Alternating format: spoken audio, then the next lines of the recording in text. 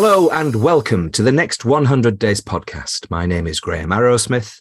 And my name's Kevin Appleby. So Graham, always like it when we have a fellow podcaster as a guest. And we've got the host of the Ready Yet podcast today. Ready Yet? We ought to rename ours Ready Yet. Because you never are. We never are. But this lady, she is a force of nature. Hails from the sort of Chicago area, and well, all I can say, Erin Marcus, welcome to the Next 100 Days podcast. Thank you so much. I'm excited to be here. I've been having fun chatting with you guys already, and congrats on saying Chicago the right way with the Chicago accent. Oh, who said that? Kevin, you mean? You did. Did I? Like Chicago. Right. It was perfect. Oh, right. Okay. I'll get it wrong the next time. No, seriously, Erin, you run your own business now, but you didn't always do that. You were in corporate for a while. What was wrong with corporate, and why? Nothing. Why did you leave then? I was bored. I have a very unusual corporate escapee story because most people leave corporate because they've got a chip on their shoulder. They're mad. They got fired. You know, they don't like it. They don't like the politics of it. I had a great job. I worked with amazing people who taught me stuff. I could never be doing what I'm doing now if I hadn't had those amazing experiences and amazing people in my life. Yeah. But what ultimately happened is when I started my last corporate job, it was a $4 million company with 7 people, which allowed me to wear a million different hats.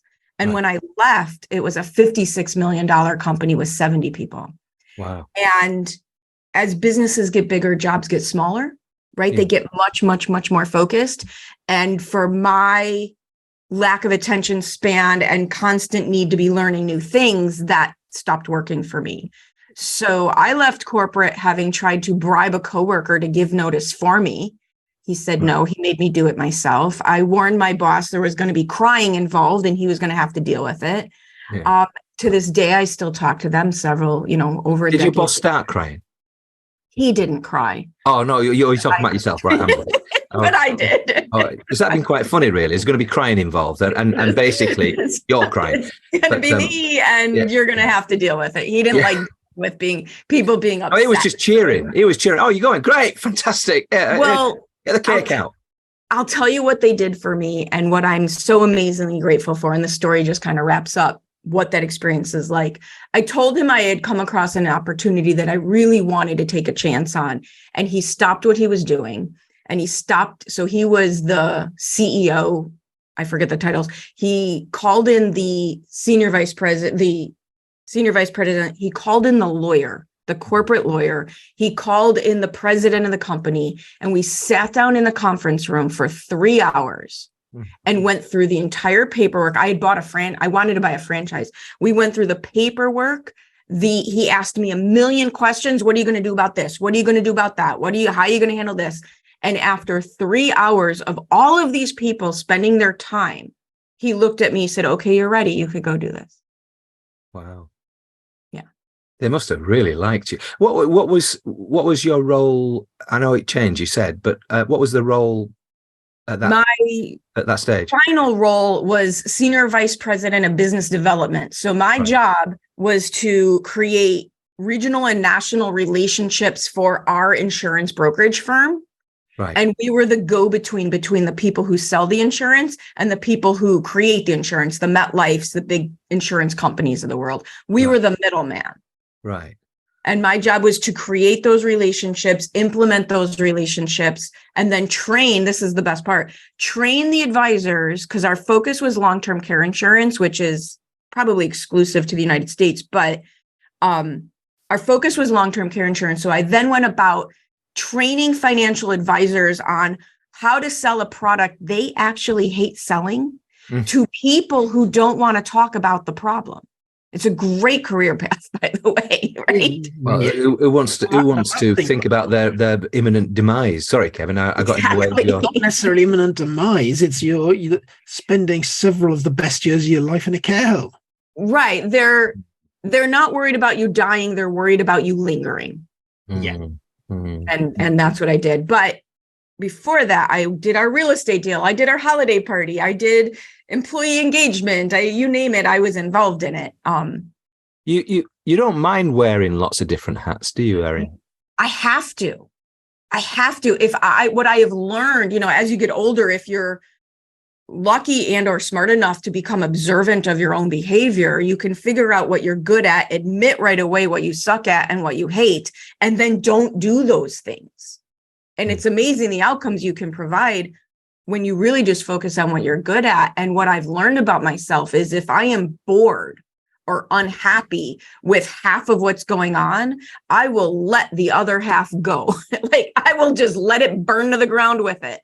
Yeah. I don't know why. It's not a good thing. But you probably hire people to pick up on your board. Absolutely.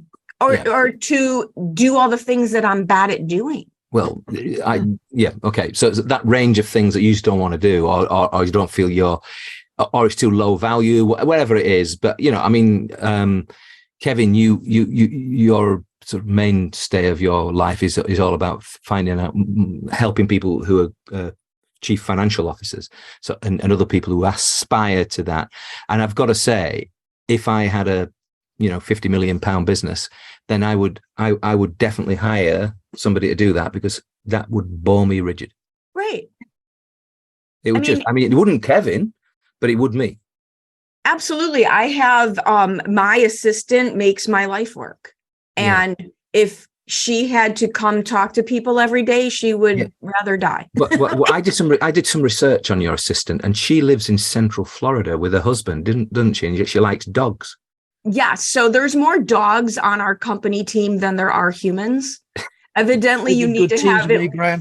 Right. You need to have several dogs to work at this business. She's at the other end of the country to you then, or have you moved down there? No. So my team currently, I'm outside of Chicago. My assistant lives outside of Orlando on a farm. My COO lives in Spain.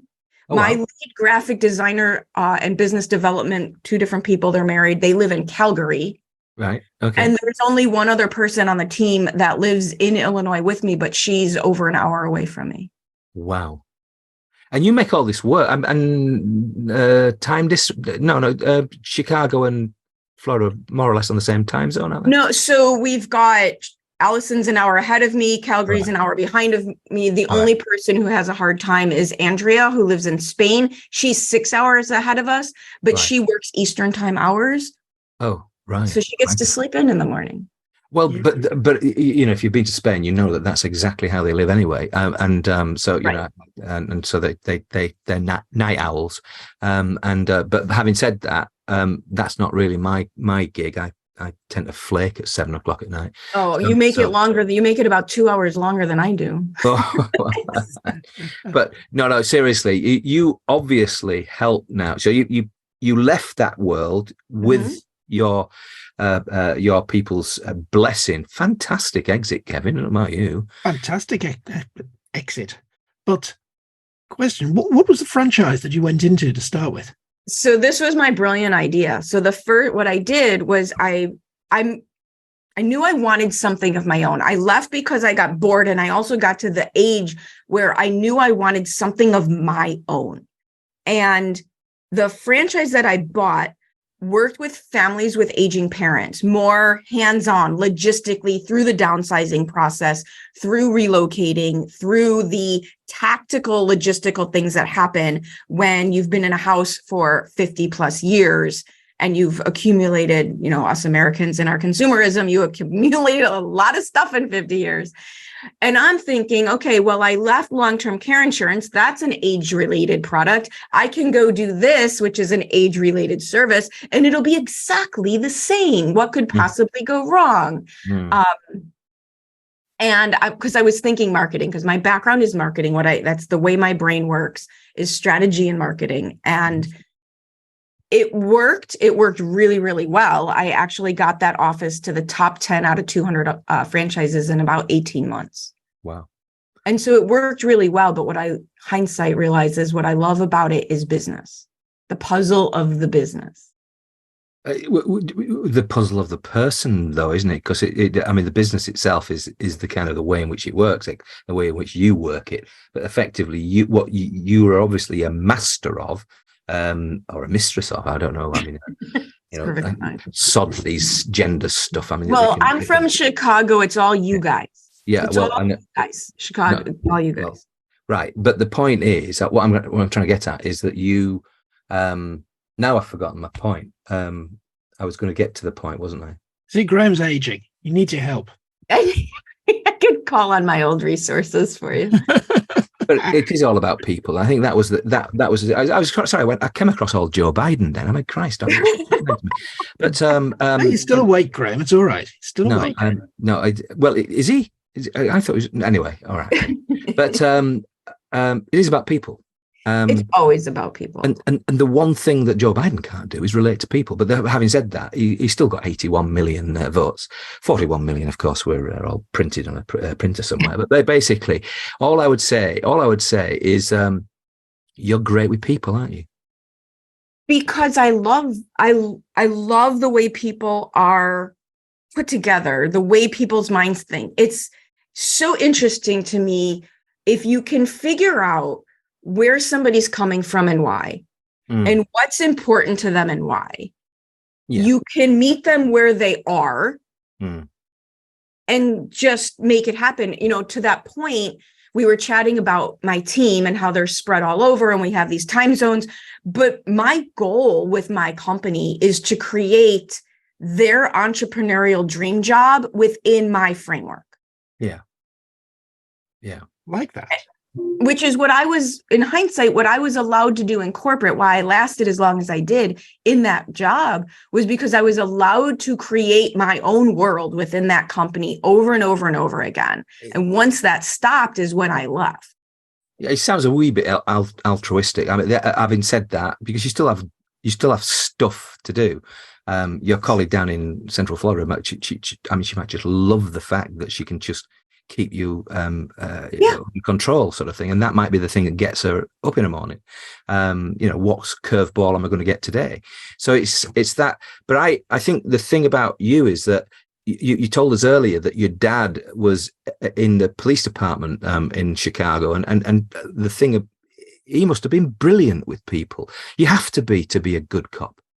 Well, and back then, yes. And also, I can't remember if we were recording or not, but I grew up with people from 22 different countries.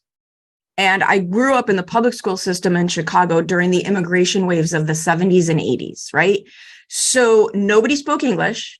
Yeah. Nobody had any money. It was literally survival. Yeah. And it was the 80s. So nobody was worried about doing things the right way. They were just doing things. So they threw all the kids into the school together, but you're kids, so you figure it out. And what you really, really learn is people are just people. You learn how to communicate. You learn how to get along. You learn how to make it work. And for me, it all comes from a place of empathy and consideration. Because you never know what anybody else has or is going through. You never know. No, of course not.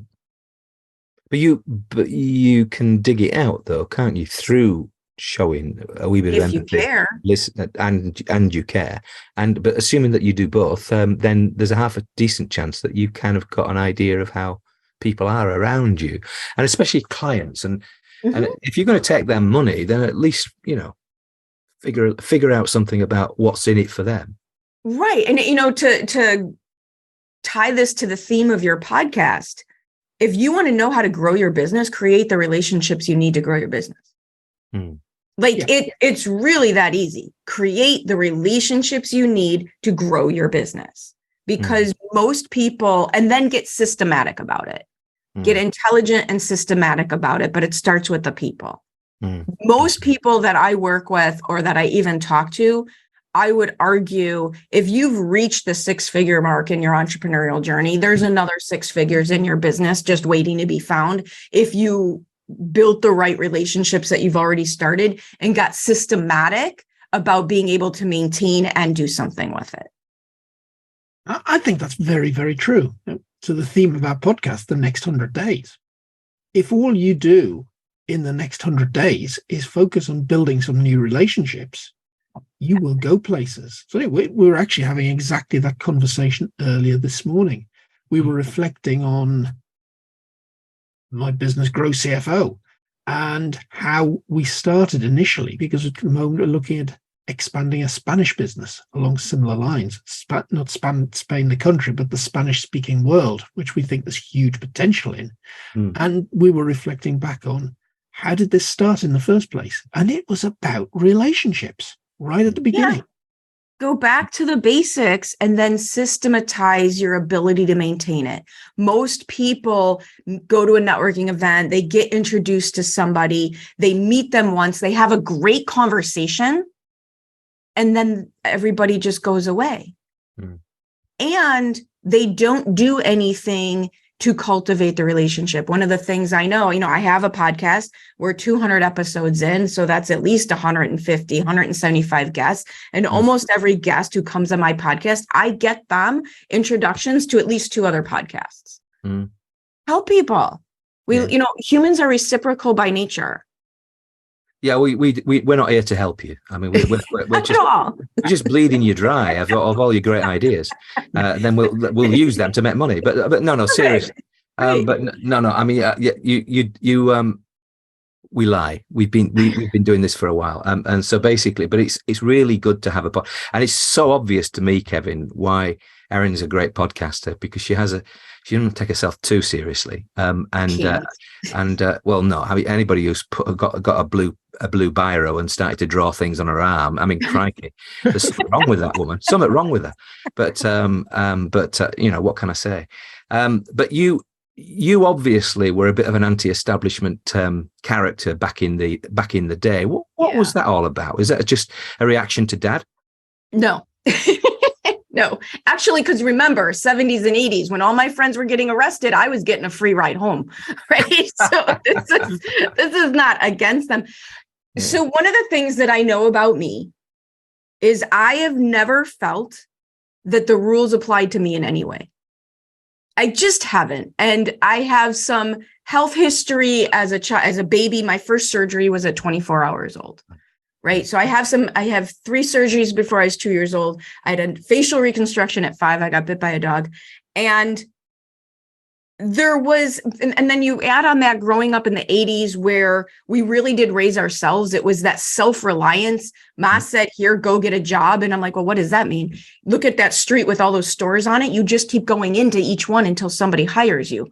Yeah. So that's what we did. I mean, when you put the survival mechanisms from childhood, from early childhood, and then you put the need to raise ourselves, because that's what we did here in the 80s, and you combine that together, I just don't think any of the rules apply to me. I feel that I can create whatever it is that I want. Now, the important caveat there is I also don't believe I'm owed anything.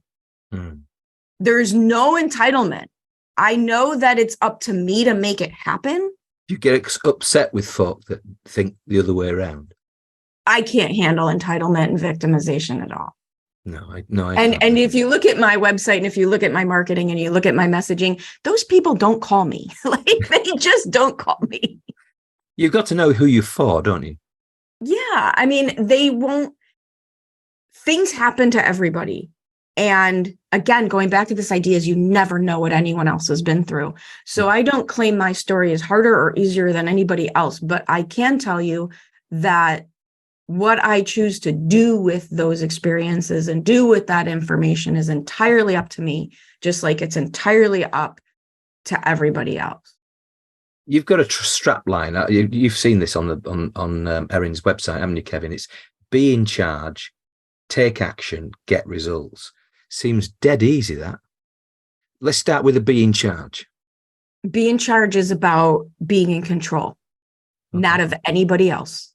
I can't even tell you how much I don't care about what anybody else does. Like, seriously, don't care. My boyfriend will tell you, I don't care what anybody else does, but it has nothing to do with me, because it is 0 things to do with me. However, what I have learned is that if you don't make decisions for you, health, money, relationships, business. If you don't make decisions for you, people who are not vested in you will make those decisions for you. The lawyers, the government, the doctors. Here's the thing. They're not necessarily bad or wrong. They just might not want the same things you want. The doctor that wanted to save my life in the emergency room when I got bit by a dog, I'm 5 feet tall as an adult. I was 5 years old and it was a great thing. He wanted to save my life by stitching me back up right then and there. But my mother said, wait a minute, is she stable? Yeah, she's stable. Great. Then let's get the top pediatric plastic surgeon in Chicago and wake his ass up at 9 o'clock at night. And before the internet, this is just calling people. And that's why nobody can see a scar, because the person who was most vested in me made those decisions. And that's what be in charge is.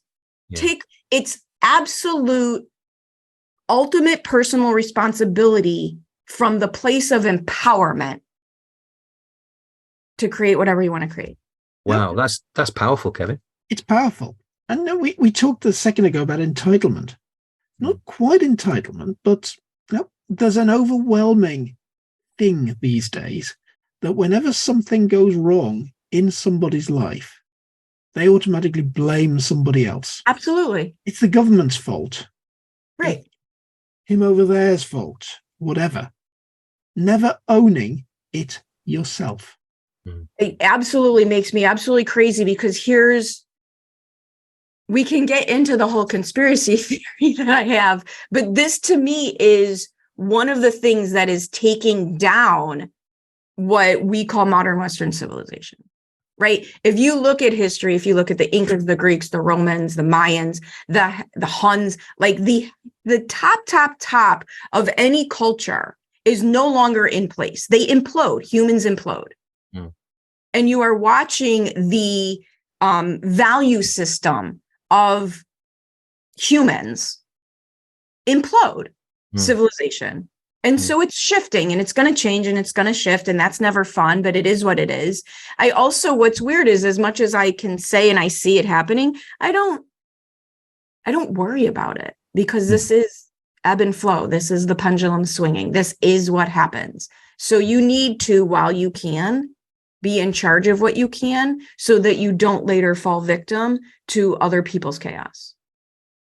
Yeah, well, there might be some very practical things you can do as Americans in the next year or so to fix that. But having said, I hope so. Me too. Okay, well, let's move on to the take action. It's all right. I'm in charge, just as you've said, and I own the stuff, and I'm not expecting any handouts or anything like that. I'm in charge of my things, but now I've got to take action. So how does that kick in from being in control?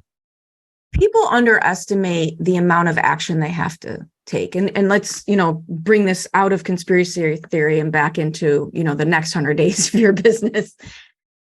People underestimate the amount of action they need to take. Most people that I talk to, they start something, they don't actually try something. Oh, right. They started and it didn't, they tried 3 times and it didn't work. So they stopped because it felt icky and it felt uncomfortable and it wasn't happy and it didn't work. And we give up very, very, very, very quickly. We give up very quickly because it doesn't feel good. It just doesn't feel good. And I will promise I have tried more things that didn't work, but I'd say think back to when you were a tiny kid. What happened the first 3 times you tried to walk? 3? Who made it in 3? Right? Like, yeah, exactly. What happened the first time I tried to park the car in the garage? Right? Right? But now I can, parallel park a car with an. Well, that's just a female thing. The rest of it, males are all right with that. Don't worry about that. So, but no, I get that. And I was obviously listening to some of these this morning. I was listening to something, it was a Dan Kennedy thing, and the thing about what he was saying was this idea of. It wasn't him who was saying it, but somebody was saying that failing is absolutely a prerequisite for success, and because it's what you do with that. And isn't that kind of where you're going with this? But you've got to take action, but live with the. I suppose it goes back to being in control, but live with the consequences of maybe not getting it right first time. But that's the third part: get results. Okay. All right. because it doesn't say get the results you want. Oh, It just says get results. yeah. Yeah. Because this is a process. This is a cycle. You make a decision. You're in charge. You make a decision. You take action. You take massive, massive action. You get results. They may or may not be the results you want. You take the data from those results and you go back to the first step and you make your next decision. This is literally just a process. Now, the trick is finding, putting the bumpers in your gutters so you don't fall off either side of the cliff between quitting 3 feet from gold or throwing good money after bad. Right? And that's the trick. That's the trick. That's the instinct. That's where the art comes into the science, is how do you measure and feel when are you quitting too soon? But at the same time, when do you make sure you're not throwing good money after bad and banging your head against the wall because someone moved your cheese and you're still trying to do the same thing over and over and over again without learning from it? Yeah. I recently had to close down a business that I put a hell of a lot of effort into it, and I made some real mistakes. And I have to say, when I look back, and I have been looking back on it, I know what some of those mistakes were. You hear other people speaking and they're saying, well, maybe just do it on a small scale first and then maybe figure out if it works and somebody's got an interest in it and then maybe you could scale up, etc. Yeah, I knew a little bit better than that. Anyway, so but quite a few £1,000 later, then basically, it's a lesson that I will learn and go forward with. But that's the trick. The trick is learning the lesson and not repeating the pattern. Yeah. I mean, and there are things that you don't have to be young to make mistakes. I always say, do not confuse the confident cadence of my voice and the way that I talk without thinking I have screwed everything up more times than you can imagine. I have made every mistake. I mean, my boyfriend says, okay, we've got the fail faster thing down. When do we get to fail cheaper? Right?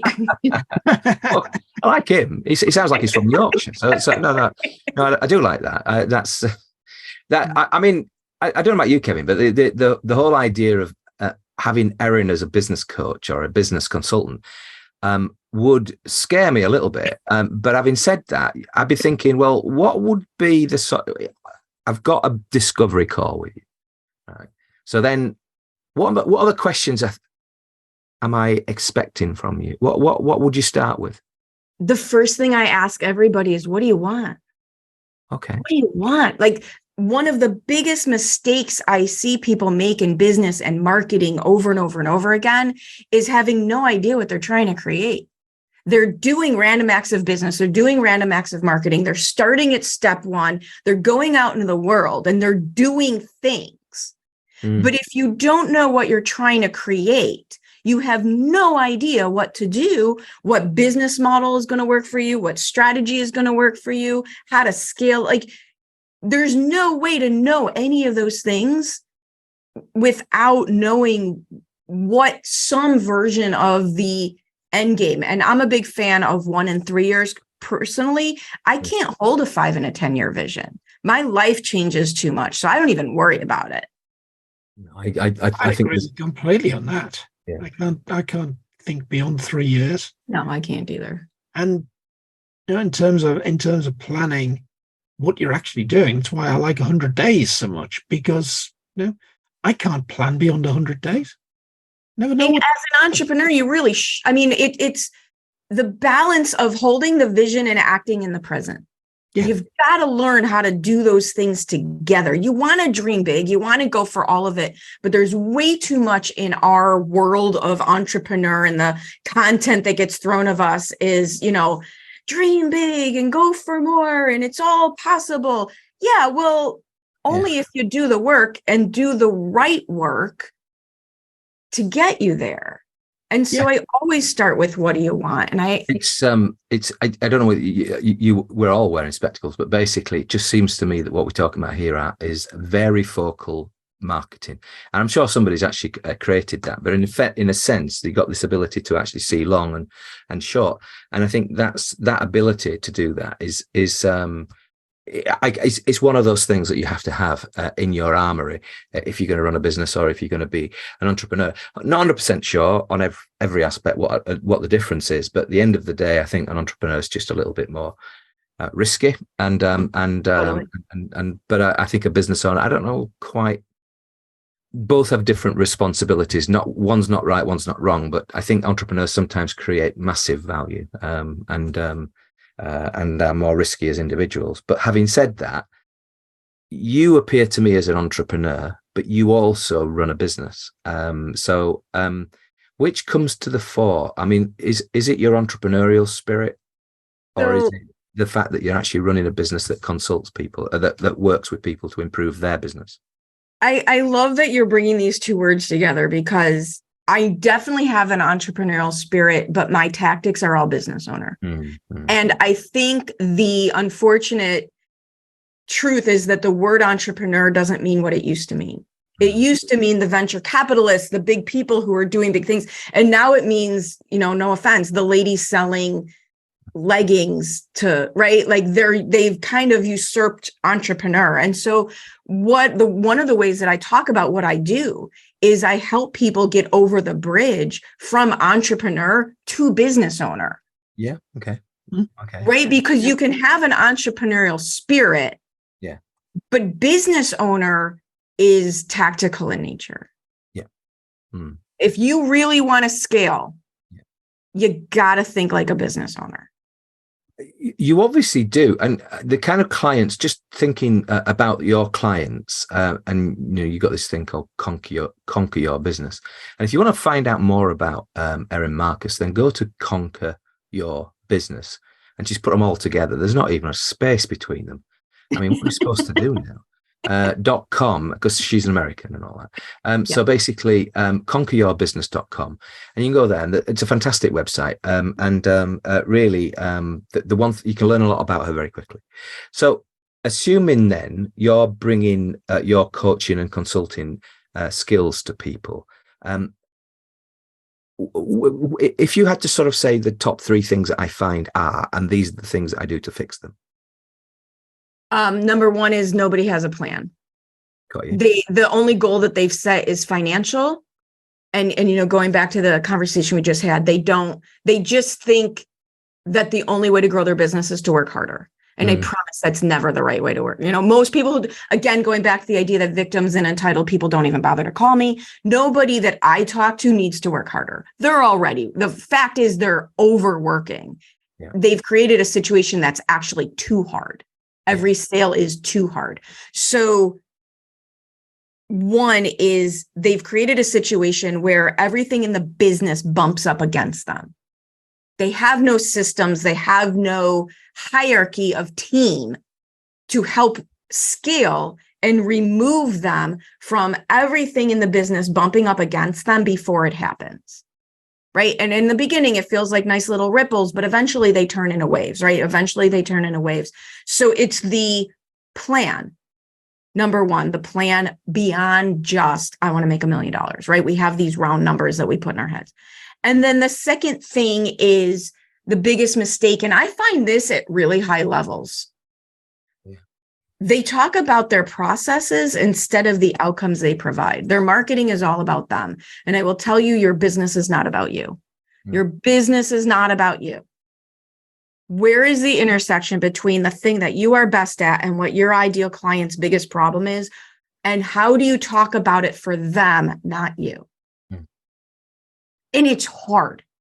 I say that like it's no big deal. It's actually very tricky because of the way our brains work. Our brains work in a way where we love talking about ourselves. It's just how it works. So instead of getting mad about the fact that all we do is talk about ourselves and our processes, and we talk about our processes because we just work so darn hard to create them. We work so hard to learn what we've learned that we finally want to scream it to the world like, hey, guess what I know how to do? But your business isn't about you. People buy outcomes. They do not buy processes. So there's no plan, there's no outcome-based language. And then the second thing, let's just the men I usually have to remind they're not quite as great as they are. And the women I usually have to remind they're better than they think they are, right? So some reality around what's possible. Yeah. so that we can create the plan, right? Reverse engineer it. That's the big thing, is we reverse engineer everything. We reverse engineer everything. So that what that does for you is when you put together what you want, you figure out what you're great at doing and talk about it in an outcome-based language. And then you reverse engineer how to get there.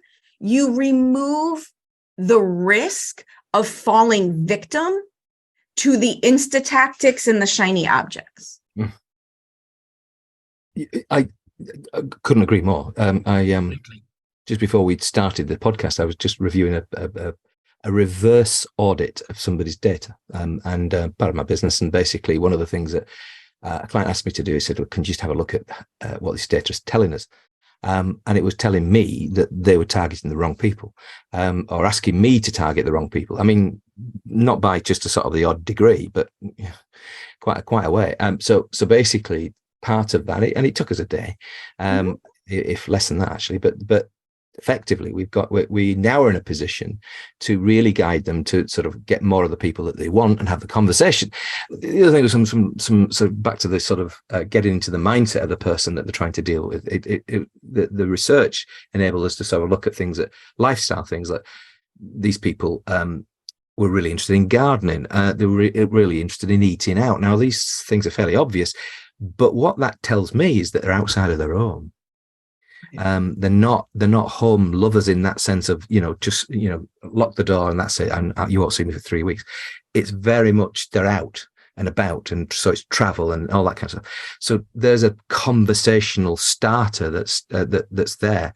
So there are things that you can do practically to help yourself, and one of the things, that is a fairly big business at the other end of this, and they might be surprised just how, not wrong, but how much of an improvement they can actually make by making different decisions. Well, and it's also, again, going back to be in charge, make a decision, take action, get results. This is not what you do in November.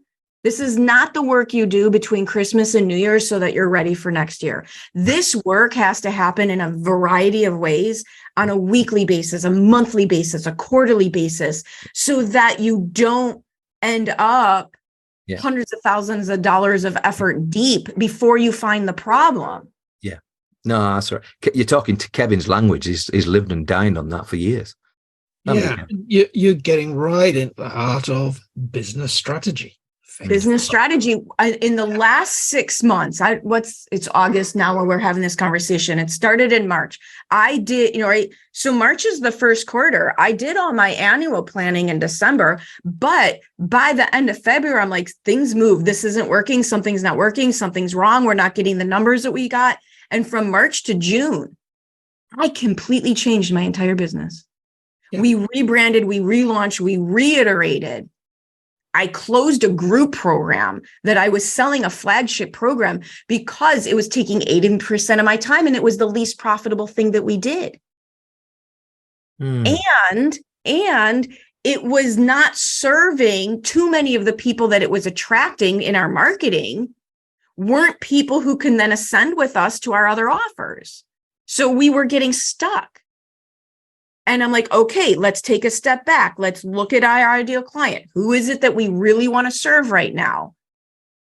What is their biggest problem? Their biggest problem is that even when they work with me, they're already out of hours in the day and days in the week to actually implement on the things that I talk to them about. Okay, how can we solve that problem? I can bring on my COO. Now she's part of the program. You get to rent my COO. Can't keep her. You only get to rent her. We brought on the branding and website people so that the marketing looks like my marketing, not like a DIY marketing. Yeah. And we did this all. We started it in the first quarter, even though I did all this work for the year, because the data shifted. Yeah. I mean, I'm very impressed. I'm very impressed by what your client, Crystal, said about you. She said that, I assume it's a she. Anyway, I'm going to call it she. So basically, she said, I wasn't sure what to expect, but I was left blown away with how much Erin could change my thinking in just 1 hour. Clearly, she goes on to say, I was I was drunk as a newt, and of course, in an hour, we were both. No, she didn't say that at all. But an hour is not that long. But you obviously have the ability to create that initial impression in people. Well, did you know Crystal beforehand, or is it presumably? No. This was during a workshop. This was a workshop. So going back to this idea of what do you do best? Doesn't mean that other people aren't also good at it, but what do I do best? If we look at my strength finders, visionary, strategic thinking learner, that's it. I can't help it. When you start telling me what you want and what you're currently doing, my brain will rearrange it. I can't not do it. Now, what do I suck at? I don't do all any of the branding or the visuals. Kadi does that. I can't do it. I'm not good at it. I can't create the processes and the automation. That's what Andrea is for. Like, I can't do it. Find the thing that you can do. And my favorite thing about this is creating aha moments for people so that they can start to see what's possible for them. And then start to see that maybe it's not unobtainable. Maybe they can have more they want. Maybe it's not quite as hard as they thought. Because most people think the hard work is marketing and sales and SEO and, none of that's hard. It's CFO and none of it's hard. And the reason it's not hard is because you can buy it. There's brilliant people who are great at all those things, and you can give them money and they will do a fantastic job for you. The hard work is the reframe in your head. The hard work is the reframe in your head, maintaining the course when it doesn't work the first time, right? So my intersection is what you need to do and who you need to be to do it. Do you have a hero, heroine, whatever, that you somebody that you kind of are inspired by? So my muse, if you would. And now my hair's kind of like her when it goes awry. So it's a little weird thing to say at 53 years old to look like the rock star you wanted to be. Pink, the rock star Pink. Okay. It's probably a little bit out of you're not her target market. So that's okay. No. I hear a lot of people on the radio. Pink's just been on tour. I hear a lot of people in the radio going to see Pink. And I think, who's Pink? Who's Pink? So she's I think she's a few years younger than me, actually, which is, you get to that point in your life where everybody's younger than you instead of older than you. But she does things her own way, but she's out there trying things that, again, the rules don't apply to her. The rules don't apply to me, but there's the work ethic to back it up. The coming from a place of kindness and empathy all the time, but also the work ethic. Right? When the waters rise, all ships go up. Yeah. Okay. Pink was an unusual answer. I was in a shopping center. Go look her up. Yeah, well, I'm sure you'll have to look her up. It'll make a lot more sense once you look her up. I'm sure I'll have to open an incognito window to look her up. That's for sure. But seriously though, I was in a shopping center and everybody's wearing pink because it's all Barbie season at the moment, which is driving me nuts. I have not yet seen that movie, and I am the Barbie generation. So keep it that way. I think you'd be. Wife and daughter went to see it last week. It's apparently very good. Oh, is it? All right. Okay, fair enough. I'm sure it must be. Definitely not for kids. No, well, no, indeed. Okay, well, my odd taste in movies is you see my, very uplifting, colorful artwork, and then I happen to have my Punisher water bottle with me. So right. I don't know. Maybe that's all you need to know. Are you an acquired taste? So you might repel as many people as acquire. Completely. Yeah. I'm very sweary. I've done a decent job. I'm very direct. You've not sworn once yet. No industrial language has parted your lips yet. You don't swear on other people's stages. Well, that's very kind of you to say that. That's pretty. Kevin does. Don't you, Kevin? You never shut up. On that vein, what about your own stage? Tell us a little bit about the Ready Yet podcast. So the Ready Yet podcast came from something that I say to people a lot. I'm very direct. And I think one of the reasons I get away with saying the things that I say is because the intention behind it is it's never mean. No. It's never mean. It's always for benefit, right? And not necessarily just my benefit. But I was having all these conversations, my sales conversations with prospects. Excuse me. And what would happen is they would tell me their frustration, their overwhelm, their confusion, their disappointment. And we would have this conversation about how else it could be going. And I would find myself saying, well, are you ready? You ready yet? Are you ready to be done with this? Are you ready to be done staying in that place? Like, one of the things that surprises me is how happy people are and how willing they are to just sit in the suffering. Mm. Yeah. They're just going to sit and mire in the suffering. Yeah. Instead of doing the scary, risky, like you said, risky thing, because it feels risky. It's not any riskier than staying in the suffering. The thing about failure, it doesn't, after a few days, even if I wasn't ever going to be bankrupt, but basically it's all relative, isn't it? I mean, get over it quickly and then move on. But I have to say, I won't want to wallow in it forever. And if somebody out there looks and says, "Oh, Graham, he didn't do this," and you were a bit of a failure when it came to that, I'm thinking, first of all, your opinion means nothing to me. You might as well be talking to the wall. And basically, at least I failed. So basically, you didn't even try. Yeah, you didn't even try. So, up yours. So, I think there are ways in which you can handle it. Mine's probably more aggressive than most. But having said that, it's just, you appear to be that kind of person that would go in, shake things up a little bit, but in a nice, like you say, you're coming from a place of, you don't have a destructive layer. No. But what you're trying to you're just trying to unbalance is their unwillingness to move. And I think that's the kind of benefit that you're going to bring to people, isn't it? Yeah. I mean, the thing that I can do for people and that I love doing is motivating them to take action they didn't think was possible. Yeah. Okay. I can see that. To take action they didn't think was possible. And then, like, who gets to do that? I mean, when I think about being able to be part of that, yeah, it's just unbelievable to just get to be a part of that for people. In the backdrop to this on your wall, you've got a picture there that's made of something. What does it mean? Painted on bubble wrap. Ah, right. Oh. What does that picture mean to you? That tends to be it, right? Like it's just the physical manifestation, right? The physical positioning of. There's a couple ways that I say this, that anything is possible. But here's the other side of this. One of my friends and I have a saying, "More, please."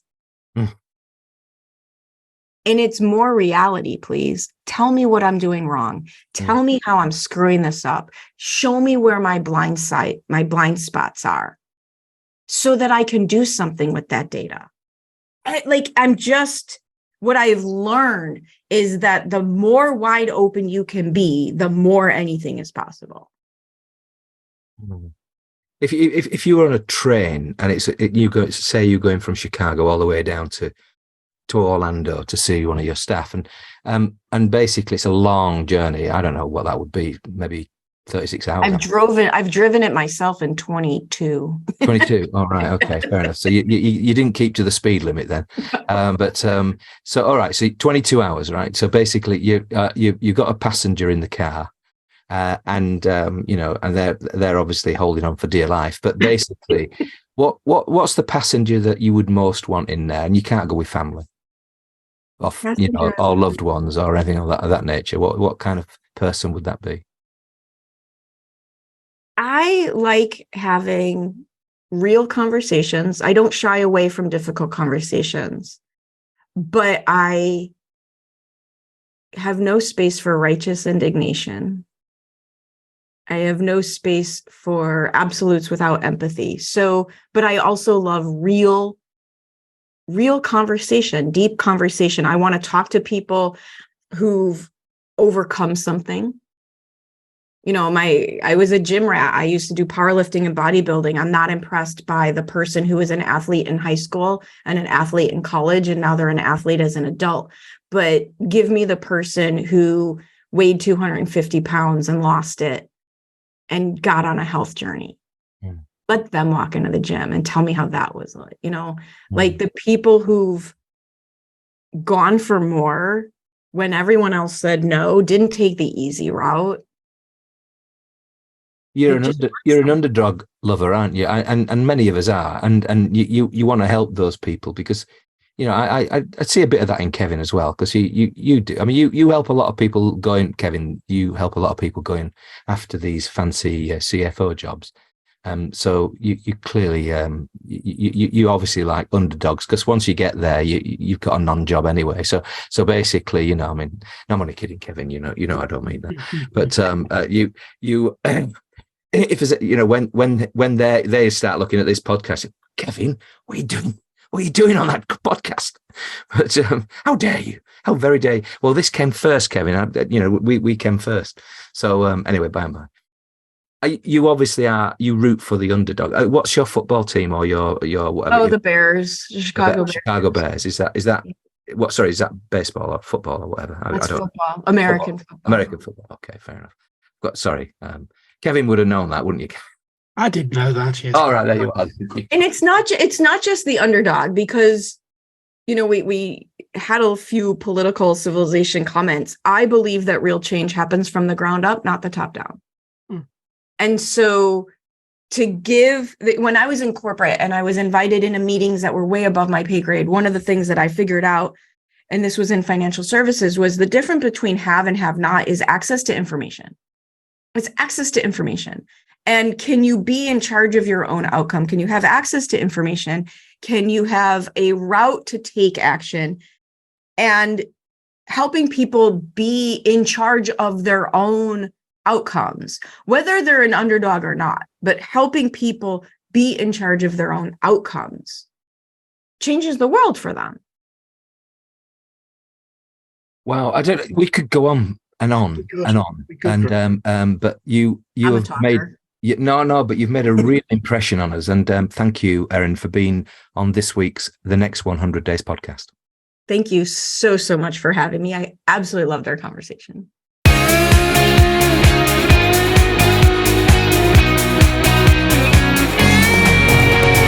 You're the Erin. Oh, you've been brewing that one. That was a classic. Am I ready yet? Yeah, I think so. Yeah, in lots of ways I am ready. But yeah, I mean, Erin just came across as this, like I said, force of nature, and she knows her lane. She's speeding through it by the look of it, but she is. It's like we have I don't know if you come across Affinity Designer and Affinity Photo and so forth. There's an English guy who does the videos for them, and he says this is a non-destructive layer. So whatever you do to it, I can't. Your photo's still going to be there at the end of the process. So I'm going to make that turn his hair red or something. It's still going to be grey at the, if you press the back button. So she's a bit like that. She's not going out to destroy you. I think it was pretty much as I saw it, as she was trying to unbalance you a little bit to enable you to move forward in a positive way. Yeah, but interesting conversations there about failure, and I still hate that word failure. There's too much stigma about it. That failure is bad. Failure means that you as a person are less than perhaps you should be. Heard a good one this week, and that was turning the word fail into an acronym. FAIL, First Attempts in Learning. Well, it could be several firsts, but or it could be many attempts in learning. But I love either, because the truth is, it's it does hurt at times when you think, oh, you clown, you could have done things in a different way. But at the end of the day, hubris, you think you know best, and all the rest of that does get in the way sometimes. But the thing is, something along the line, it just helps course correct in some other way. This idea of doors closing and opening at the same time, and I think you've got to be able to get your head above and have a look for that open door that you want to go through. So, yeah, it's great acronym, Kevin. It's just if you're listening to this and you haven't failed, then you've been very, very lucky. Don't worry when it comes along. But fail is often too strong a word, and it's you've made mistakes. Something you thought was really going to work, didn't really work at all. No, doesn't mean it failed. You were doing something to get an extra 100 customers. You got you 5. Yeah, it's not failure. It's just not as good as it should have been. And sometimes that's with client campaigns as well. I feel that if that doesn't work as well as it needs to, then you take it on yourself. But you're always looking for ways in which you can improve. So that's why I'm changing some of the things I'm doing in my own business to try and do that. And look, you're never too old to learn. And exactly. If it was just a question of following a tried and true path that you created 7 or 8 years ago, then great, well done. But you've not really moved on, have you? Because the times have changed around you. Yeah. So again, Kevin, we've had another very interesting guest, this time from Chicago. And it was good to have Erin Marcus on. And today I've been Graham Arrowsmith. I've been Kevin Appleby. Goodbye. Goodbye.